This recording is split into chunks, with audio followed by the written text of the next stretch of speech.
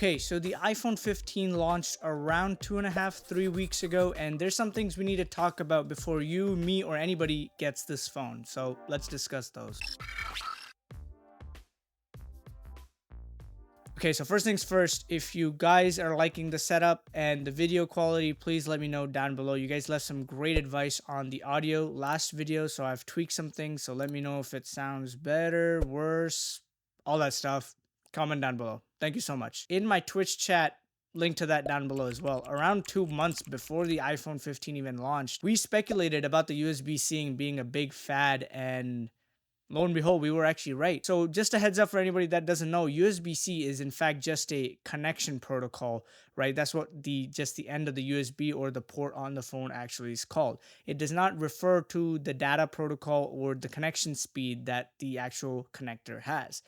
Why is this important? It's because the iPhone 15, the base model, doesn't have a USB controller on board like the A17 Pro in the 15 Pro Max does. This is important because even though the connector is the same, the iPhone 15 base model actually still only has USB 2.0 data transfer speed. This means it's very limited to a slow data transfer speed, which also translate to, things that you can attach into your phone like hard drives and, external displays and all that other stuff. USB 2.0 is nearly a 20-year-old protocol at this point, and the fact that it's still in a 2023 device is absolutely mind-boggling.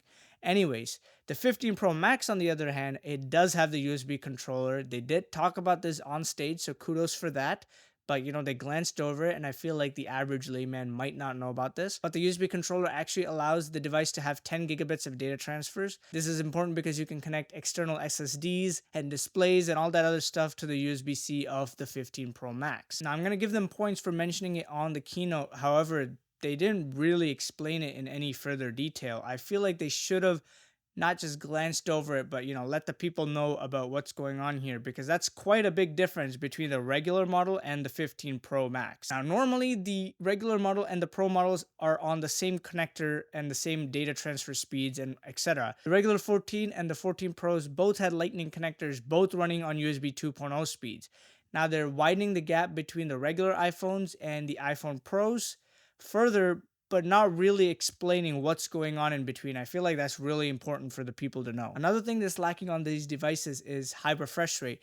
I figured in 2023, with a price tag of nearly $900 here in Canada, the device would have at least a 90 to 100 hertz display. It doesn't have to have the 120 that the Pros do, but it feels like every Android phone at this point has a high refresh rate. And that was one of my main talking points when I switched over from Android to iPhone. I needed a high refresh rate.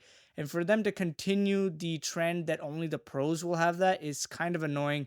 I am thinking it's kind of a naming scheme issue because it's a Pro motion display, so only the Pros can have it. But I don't know. That's going to cause some issues next year, where Apple actually has a trend of fitting last year's Pro processors in the new generation regular phones. So they did this with the 14 and the 15, right? The 14 Pro Max or Pro processor is actually the processor in the 15 this year. However, what are they going to do next year? Because the processor in the Pro is an A17 Pro in a regular phone. Yeah, you get the point. Anyways, now apart from slightly misleading the consumer, there's a few other issues like overheating, battery issues, and the ridiculous bend gate from Jerry Rig. That just might be accounted for the fact that he's maybe not human and just breaking the phone with sheer strength.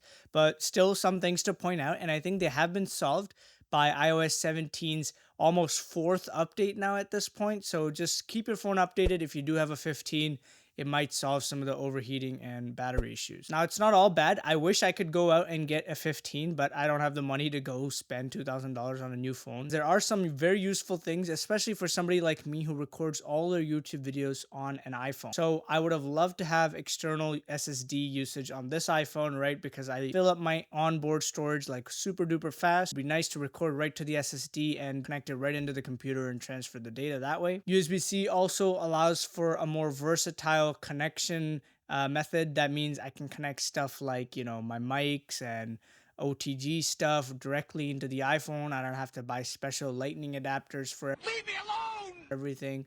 There's a lot of little things that are super duper nice in the iPhone, and I would have loved to got it, but I personally can't justify spending another $2,000 on a phone when I just bought this 14 Pro Max last year, and in good conscience can't recommend anybody else go ahead and get this, especially if they have anything from the 11 and on. Now, for my time with the phone, the build quality is amazing. It feels thinner in the hand because I think it's slightly thinner, I believe. I don't really know the specifications. I'll slap it on here somewhere. The phone also supposedly has a large battery, but I don't remember Apple discussing that in the keynote. And now I'm not too sure how many tech YouTubers have discussed the point about, Apple sort of misleading the consumer, but I feel like it's an important topic to discuss because this is the first year where I can't really recommend anybody go get a 15 over the 15 Pro.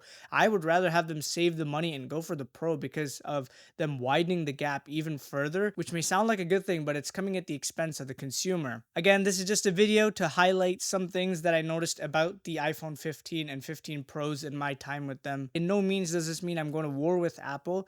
It's not just Apple that does this. A lot of manufacturers, put out incremental updates every year, and then we rush out to buy the new product every year. Now, I totally understand that there needs to be a separation between the regular models and the Pros. That's totally understandable.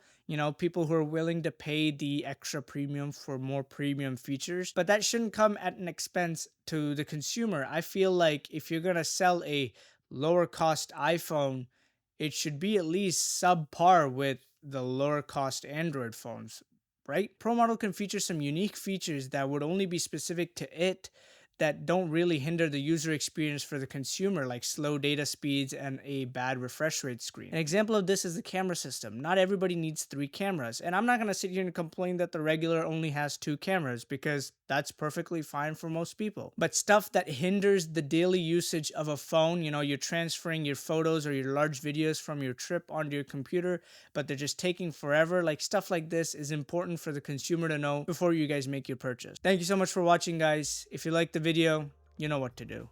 Stay safe, stay sane. See you in the next one.